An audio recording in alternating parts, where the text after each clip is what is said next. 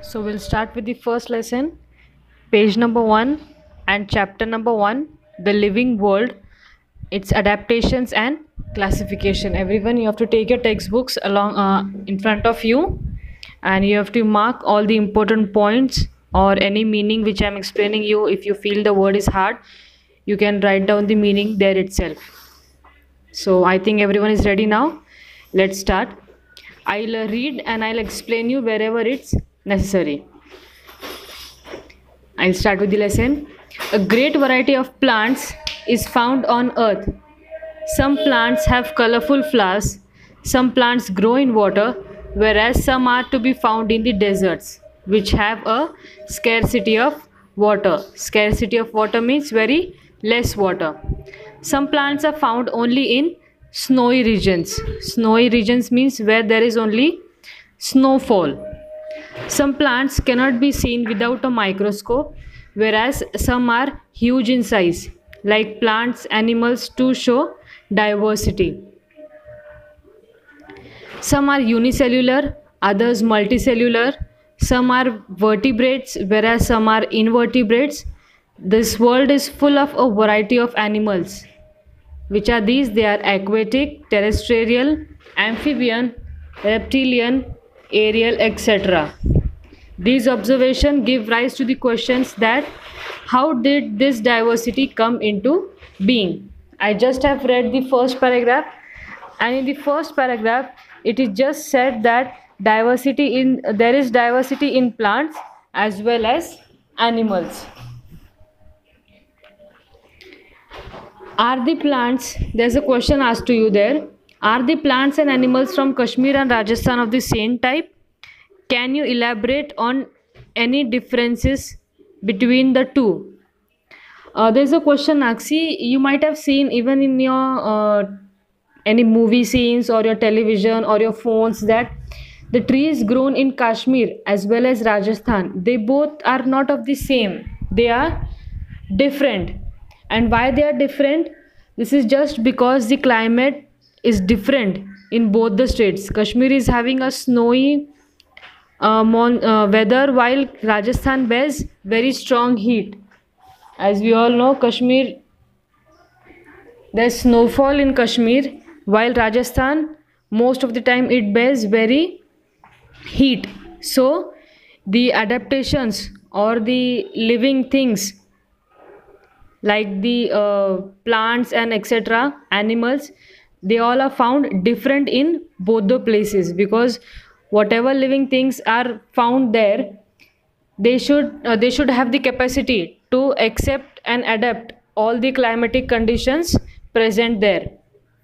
Coniferous trees like pine and deodar flourish in snowy regions like Kashmir.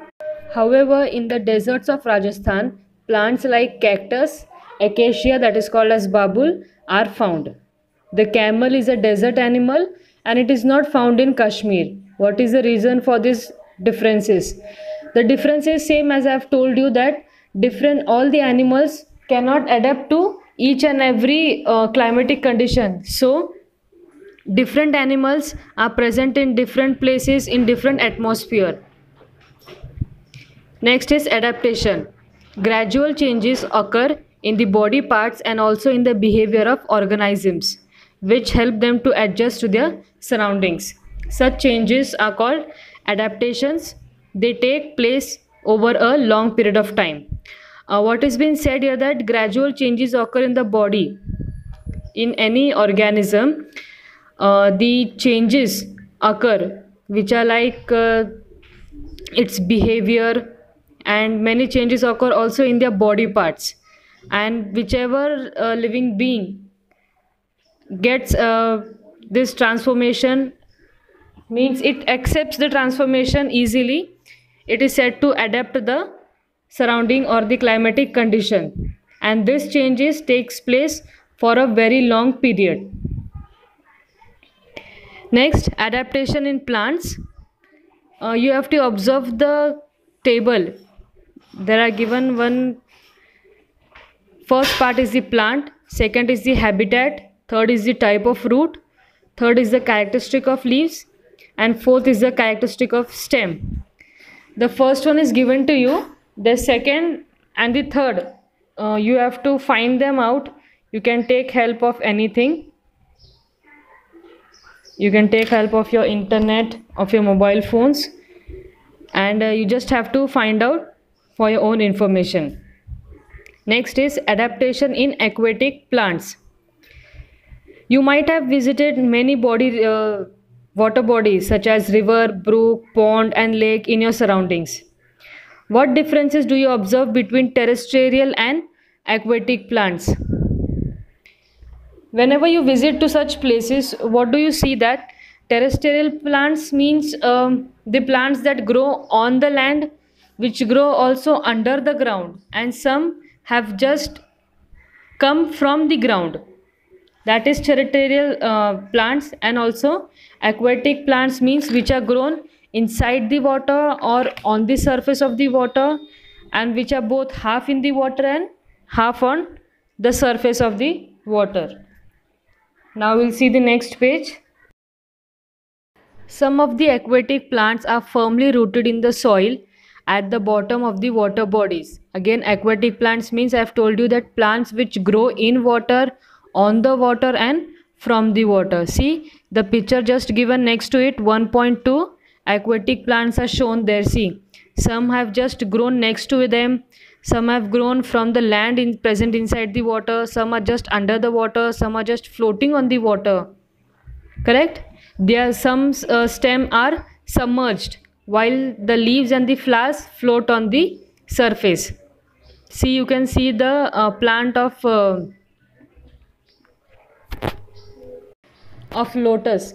See, its stem is fully submerged in water, while the flower and the leaves, they are on the top of the surface. However, some plants are entirely afloat. Their roots are not anchored in the soil. See in that picture, you can also see that some are just floating on water. You can't see their roots, or you can't see their roots anchored into the soil. Then too, they also grow on the surface of the water. The surface of the leaves and stems of many aquatic plants are covered with a waxy layer. Leaves of some aquatic plants are thin and slender like a ribbon. In these two lines, what is being said that see, many of the time you have seen that the plants which grow in water, on their leaves and on that flowers, you can see that water droplets do not stop. They just scroll down. Why so? That because they have a waxy layer on them. And some of the aquatic plants, they have very thin and slender like a ribbon, means their roots and their stems are very thin, and slender means very flexible like a ribbon. So you can see a ribbon, if you hold it in the wind, you can see that it moves here and there along with the wind. It cannot hold straight on its shape. It moves along with the wind. So this is a slender like a ribbon. This shape helps them to withstand fast currents of water. So why do these have a ribbon like structure? Because whenever there are very very fast or very heavy currents of water, so it helps them to float along with the water. That is why they have very ribbon like structure. Airspace in the stems and petioles of aquatic plants are useful for floating in water. This is all because of this ribbon like structure, stems and petioles, petals, which help them to float in the water. See below that, you can see the lotus flower. Its picture is given, even if even the picture of its leaf. And second, it is shown in 1.3, the lotus stack. This is the stem of the lotus flower. Now we'll just use up brain power and just answer a few questions which are given there. Why does water trickle off lotus leaf? This answer I've already given to you, because lotus leaf have a wax-like substance on them. So due to this, water droplets do not remain on it, because it has a wax-like substance present on it. Why don't the leaves of these plants rot in water? See, you might have, I've also got a question that if you put any other thing in the water, it begins to rot. So why don't these plants begin to rot in water? This is just because of as I have told you in the last page, that different living beings adapt to different climatic conditions present around them.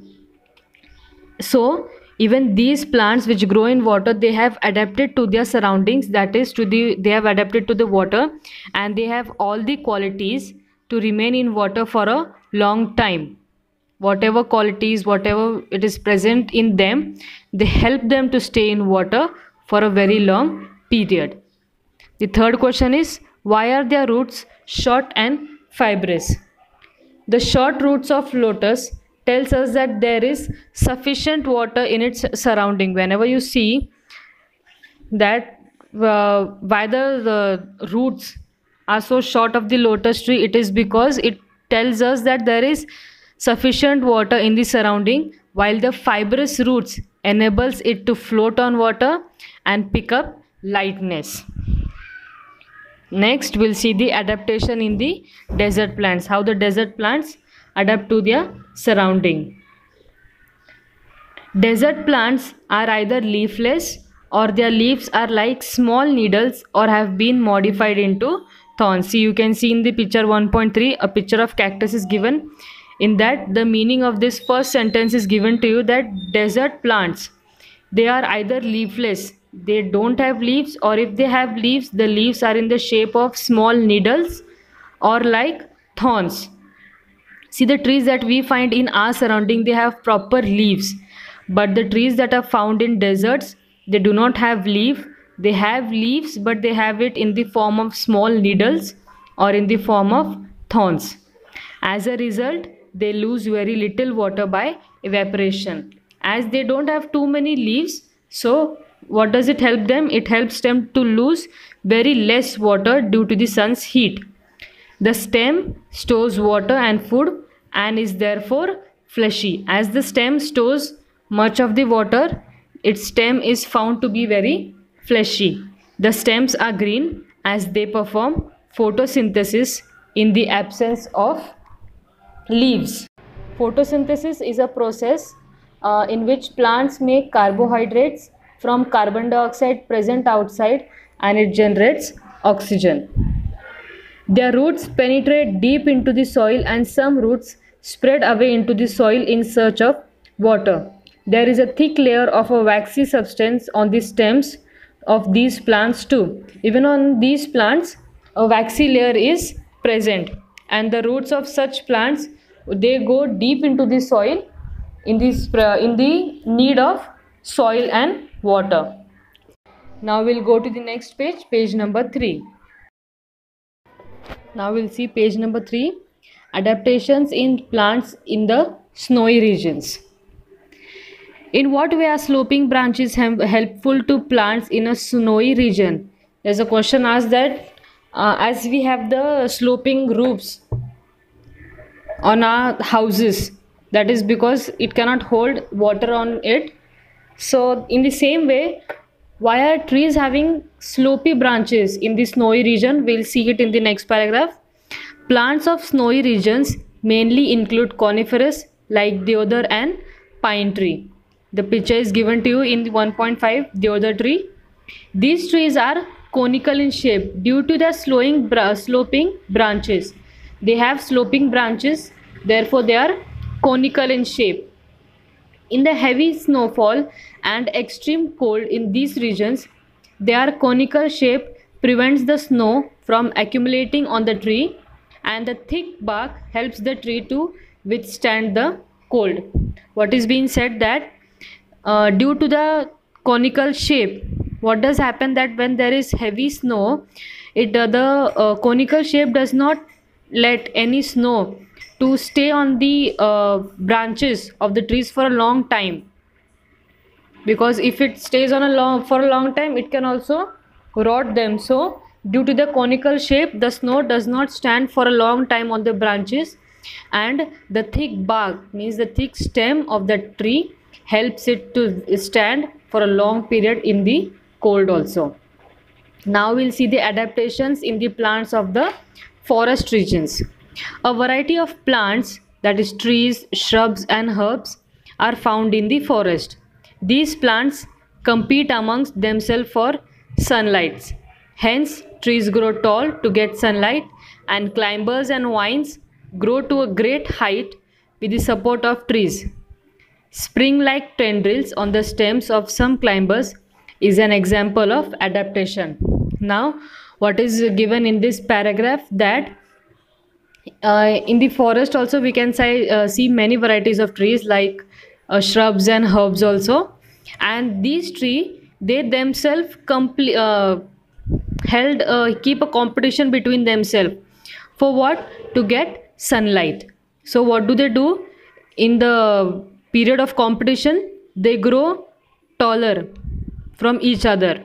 If the one grows little taller, the second one goes more taller, the first one goes more taller. So that is how these trees, they keep competition amongst themselves to grow tall and to get sunlight. And also the climbers and the vine trees, which do not have firm support on their own, they also take the support of these trees and go high in the search of sunlight. See, you can see in the picture 1.6 forest. See, you can see the tree is too tall, and along with it also the climbers and the vines are also growing on their support. Now next we'll see the adaptation in the green grassland plants. Diverse types of bushes and grasses are found in the grasslands. What is said, that diverse type means many types of bushes and grasses are found in the grassland. Fibrous roots of grasses prevent soil erosion. Fibrous root means very strong roots help to prevent the soil erosion. Forests in the equatorial region are dense. Forest in the equatorial region. Where is equatorial region? Equatorial region is near the equator, where they do not have very hot, where they do not have hot and wet climate. Animals like deer, elephants and tiger can remain hidden in the grasses. However, grasses in the cold regions are very short. Animals like rabbit are found in such grasses. Vast meadows are found in hilly areas as well as plains. So, because the grasses in the cold regions are not very tall, they are short. So therefore the short animals like rabbit are found in these grasses. And next, now you can just observe the tree of a potato or a yam. It is given in the picture 1.7. So you can see in that plant that the potato grows under the ground. It does not grow above the ground, it grows under the ground, while some of them also grow under the many more grow under the ground, some grow on the grounds. Now we'll see the next page. We'll start with page number 4. Adaptation for ingestion of plants of food in the plants. Ingestion is the process of taking food or of drinking into the body by swallowing or by absorbing anything. What is the meaning of ingestion? In simple words, it is the process of taking any solid or any liquid into the body by swallowing it or by absorbing it. Most of the plants are anchored in the ground and are autotrophic. Most of the plants are anchored into the ground means their roots are under the ground. And autotrophic means plants which make their own food, they are called as autotrophic. However, plant like dodder, that is cuscuta, are parasitic. Parasitic are the plants which are dependent on other things for their food. The plant body of dodder consists of yellow wire-like stems. So you can see in the figure 1.8, it is given that the plant body is like a wire-like structure. It's yellow in color and it is wire-like structure. It is leafless and cannot perform photosynthesis. As it is just a wire-like structure, it does not have leaves, so it cannot prepare its own food. It cannot conduct its photosynthesis. So it has hostorial, that is sucking roots for absorbing nutrients from the host plant. On which plant it is growing, it absorbs the nutrients from that host plant. These roots penetrate up to the conducting vessels of the host plant to absorb water and fruit. Water and food.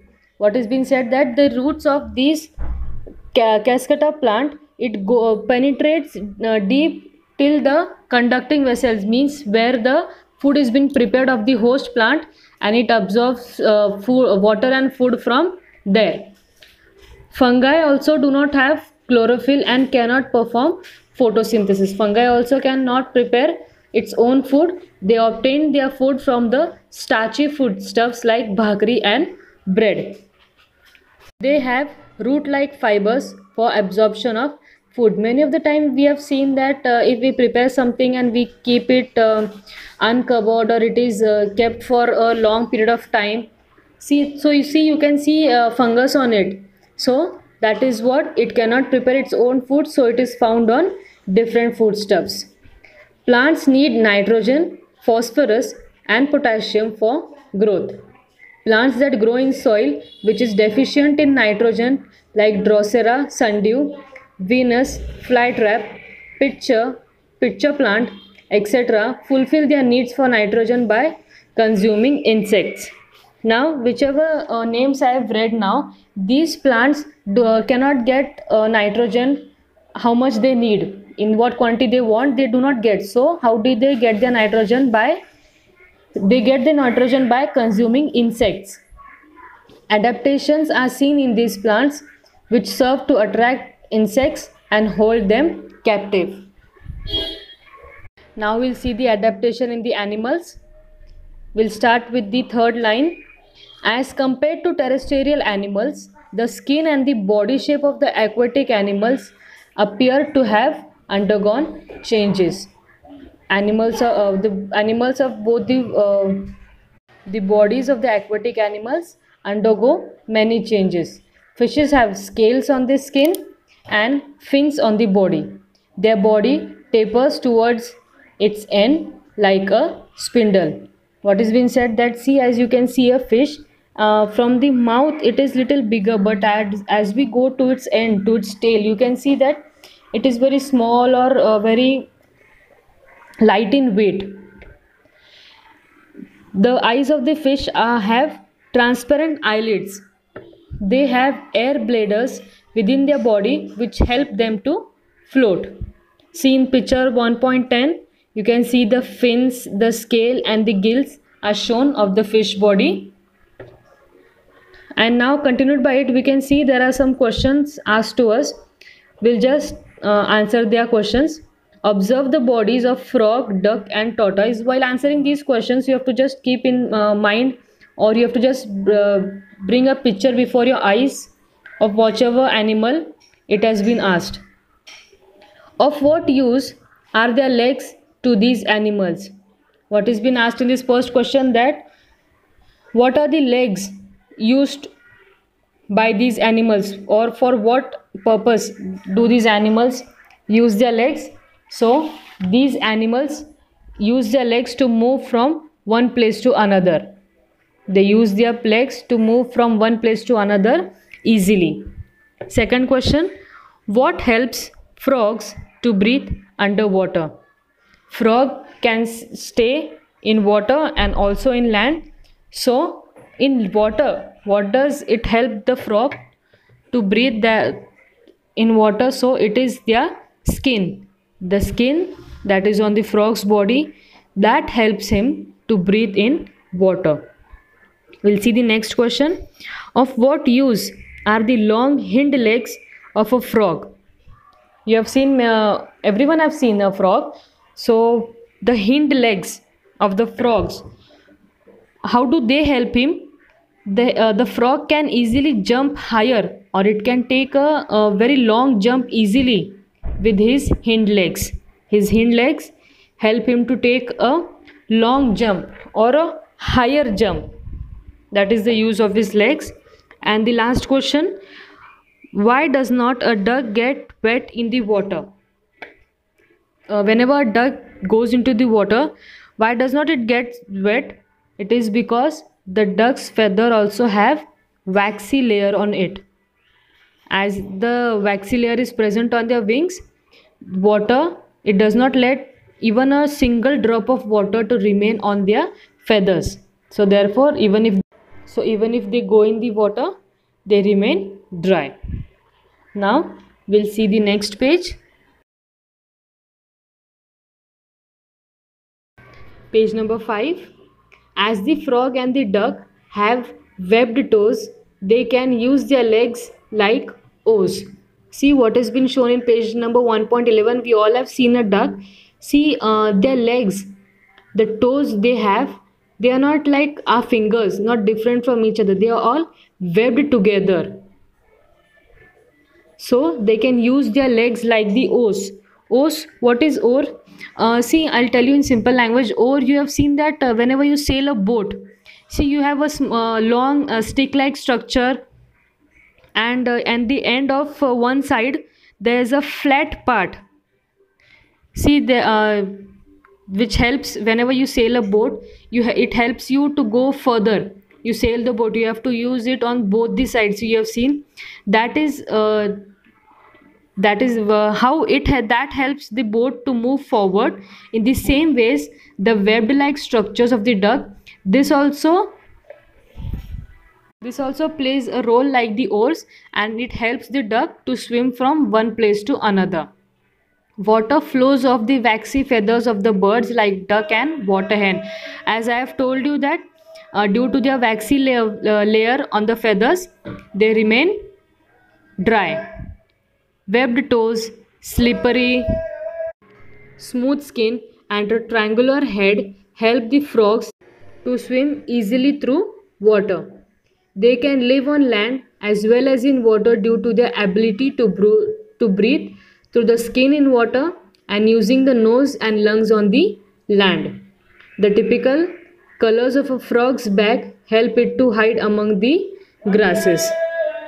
Now we'll see the adaptation in the forest and the grassland animals. Carnivorous animals. Carnivorous animals means what? Animals that eat other animals to satisfy their hunger. So carnivorous animals like the wild dog, fox, tiger, and also lion have strong legs to run fast and capture their prey. Their prey is their food. They have claws and their canine teeth.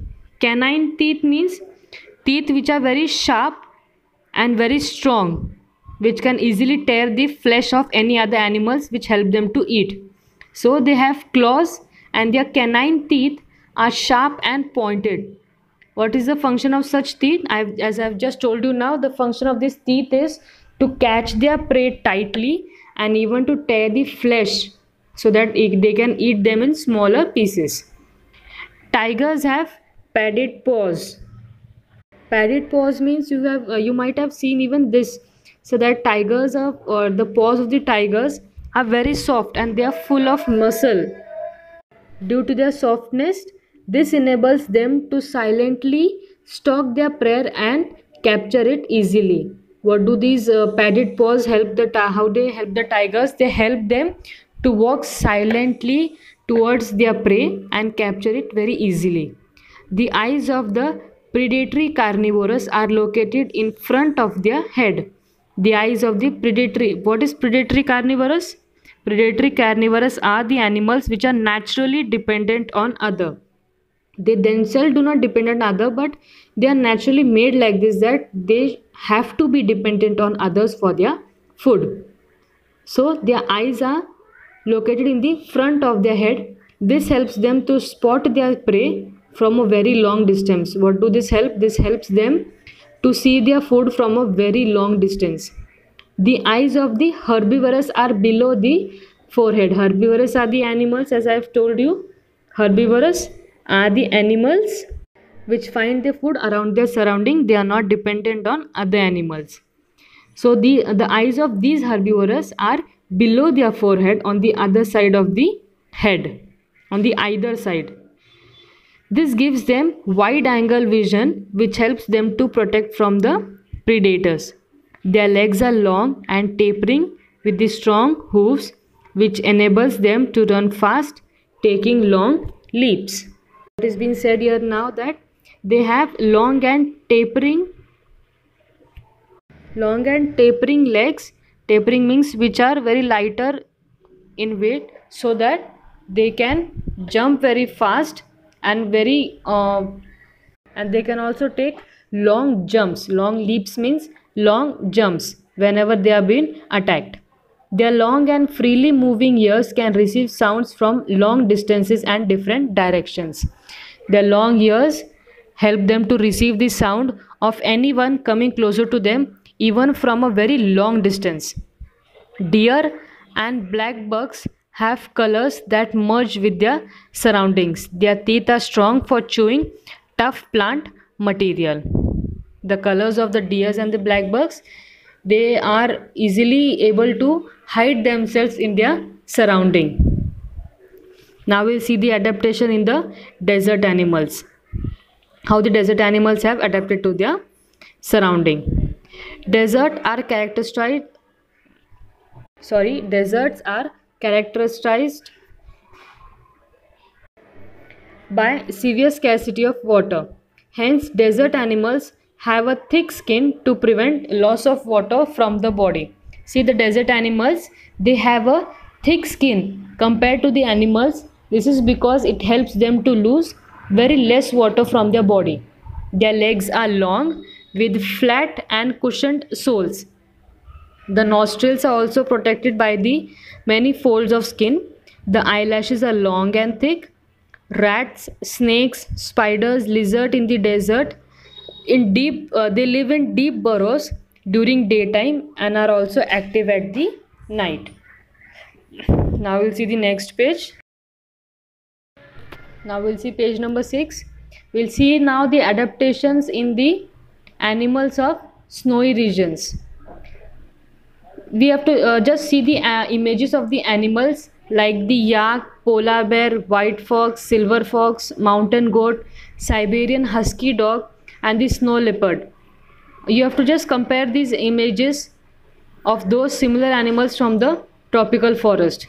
A white or the silver body color, long thick hair on the skin are typical characteristics of animal of snowy regions, and this helps them to bear the extreme cold in their surrounding. Next, we'll see the adaptation in the aerial animals. See, here also there's a question asked, what is the main difference between vehicles on the road and aeroplanes? There are many differences, and one of them is like they both have different characteristics. Some are light in weight, which are easily able to fly, and some are on the road. Both have different characteristics. The spindle shaped body of the birds also minimizes the resistance of air while flying. With hollow bones, a body covering of feathers, and modification of forelegs into wings, their body is light in weight and adapted for flying. See, the animals which are on the earth, which are moving on the earth, their body is comparatively heavy, but those who fly in the sky, their body is comparatively very less in weight. They also have 2 legs, but they have also 2 wings which help them to fly, and also their light weight also helps them to fly, and they have adapted all the characteristics for flying. The body of the insects also is light in weight and tapers at both the ends. They can fly with 2 pairs of wings and also walk with 6 stick-like legs. Bats can fly with the help of the patagium. What is patagium? A thin fold of skin between their forelegs and hind legs that helps them to fly. For this explanation, you can also observe various birds and insects also in the around you. How do they fly? What wings or legs? How their legs are? How their wings are?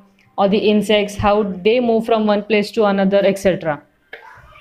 Now we'll see the adaptation in reptiles. See, you might have seen many times how snakes and earthworms creep. Can you tell which organ do they use for creeping, or are there any special changes for that purpose? Yes, there are some different changes in everyone's body. They creep on their body. Animals like house lizard, garden lizard, crocodile, they use their muscles for creeping. Similarly, they show adaptations in the skin also, and also in the soles of feet, body color, etc. For example, the house lizard and the monitor lizards have clawed toes and the thin soles, whereas snakes have a scaly skin. Both these animals have different body and different adaptations to move from one place to another. Now we'll see the next page.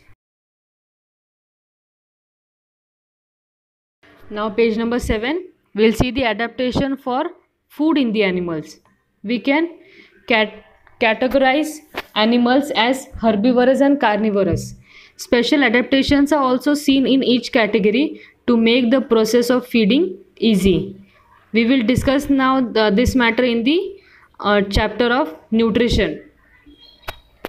You should also always watch programs on the channels like National Geographic, Wild or Discovery, etc. This makes you to learn about the feeding habits of animals like frogs, snakes, birds, mosquitoes, butterfly, etc. And also it gives you many more additional general knowledge about your surrounding and all the living things present in your surroundings. See, next there's a chart given to you of adaptation, which animal and what is the use of adaptation. This also you have to do in your notebook. You have to copy this table down in your notebook and you have to do it on your own observation and on your own basis. Okay, that will be a homework to you. Next we'll see the adaptation for blending with the surrounding. We cannot easily spot colorful butterflies, lizards and grasshoppers. They get camouflaged amidst grasses. Camouflaged amid grasses means this is a colorful or painted like body that easily mixes with the surrounding present around them. Parts of the plants like stem, leaves, flowers, etc. That is because their colors bend with those of their surrounding. Why cannot we spot these different animals? It is because the color present on their body and also the color present in the surrounding is the same, and that helps them to hide themselves in their surrounding. Changes that takes place in the various organs and the life process of organisms that enable them to live, feed, reproduce, to perpetuate themselves and protect themselves from the enemies in specific surroundings depending upon the habitat and its geographical conditions. All these changes are called as adaptations. And we'll just also read the last lines. Always remember that adaptation is not a sudden process. It is a gradual and a continuous process. Differences in the structure and appearances of the present day animals and the animals of the thousands of years ago that occurred according to that conditions, they all are different. It is our duty to conserve this diversity. Now we'll see the next page. We'll start with page number 8. We'll read the Darwin's theory of evolution. Charles Darwin, a biologist, studied numerous types of plants and animals and suggested that only those organisms are likely to survive which can bestly adapt themselves to a changing environment. And this is called as the theory of survival of the fittest. This is Darwin's first principle. What is being said that Charles Darwin had said that whichever organisms easily adapts to the changing environment, he is only able to live or to survive in that surrounding. If any organism is born with a new beneficial characteristic and is able to survive, so then this change is preserved in the next generation. And this is the Darwin's second principle, that is called as the theory of natural selection. Now we'll see the classification of living organisms. Why are living things classified, or which are the criteria used for the classification of plants and animals? It is because it is very difficult to study and remember all the organisms in this diverse living world at the same time. So that is why classification helps to find out these problems. Different scientists have used different criteria and they have independently classified plants and animals. A hierarchy is formed in the classification. Hierarchy, it is a system in which members of an organization or a society are ranked according to their status. A hierarchy is formed in the classification that starts with kingdom Animalia or kingdom Plantae. Further groups and subgroups are formed depending upon the basic similarities and differences, and this is called as the hierarchy of classification. Now we'll see the binomial nomenclature by Carl Linnaeus. Binomial nomenclature, the meaning of this is given on the next page. Sorry, it is given in just in the next.